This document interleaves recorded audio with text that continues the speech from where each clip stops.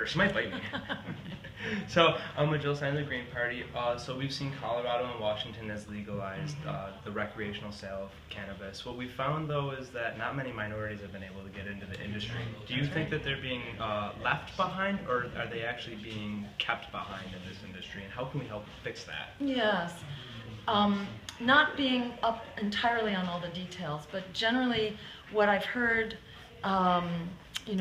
criticized in much of the legalization effort is that it tends to be favorable to large corporations and to people who have a lot of capital, and that the laws advantage people who have a lot of money that can meet the various regulatory requirements. So that locks out African Americans and Latinos who've traditionally been the backbone of the cannabis economy, and who would benefit so much from having this small-scale industry available at the community level, both growing and sales and distribution.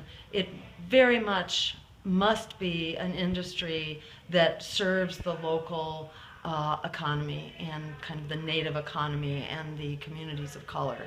So as we go forward, I think it's very important to tweak the system so that it benefits the people who most need it.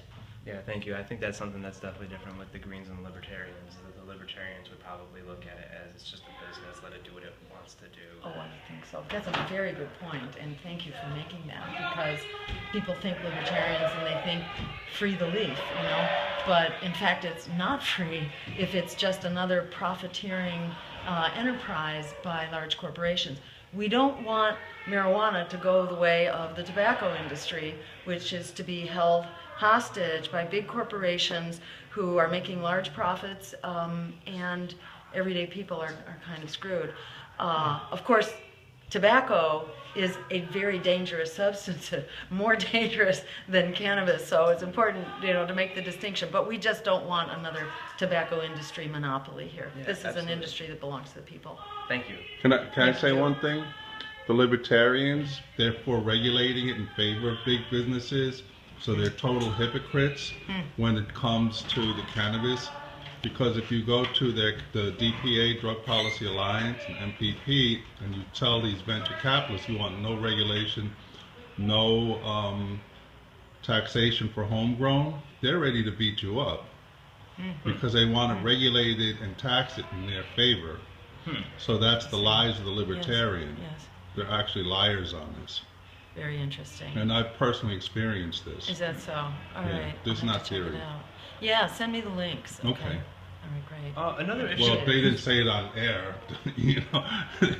But they probably do. I mean, I think they have gone on record about what they favor in terms of. Well, their line is tax marijuana. and regulated, Yes, so that tells you right there. Yes, but there are different ways to do that. Right. Well, we're for taxing corporate pot, but not homegrown. Yeah. Okay. No regulation of homegrown. Yeah. Tax and regulate, and we want no GMO and no pesticide pot. Yeah. And here's an issue too that I had seen that I don't think many people in the cannabis community talk about, is the fact that as states and localities start to transition to using less electricity and energy, a lot of these home grows and a lot of these growing facilities are going to need power, and they're going to take a lot of that. It's going to hurt the transition to a more sustainable economy, I feel like. Just the last question. Yeah, good point. Which, you know, makes the point that we need to look at how it's grown, and we need to ensure that the development of a sustainable cannabis industry is also, it's not only just and socially sustainable, it needs to be ecologically sustainable. Absolutely. As well, and solar powered or outside, whatever, you know, it needs to be grown in a way that is consistent with our climate emergency. Yeah, absolutely. Great. Pardons for all non-violent drug offenders. Yes, absolutely. Thank you. Yeah. Thank you very much for this interview. Thank you. Thank you. Thank you for doing your work. Thank you for running. I voted for you in 2012. Oh, thank you. So did I. Thank you. Thank you for getting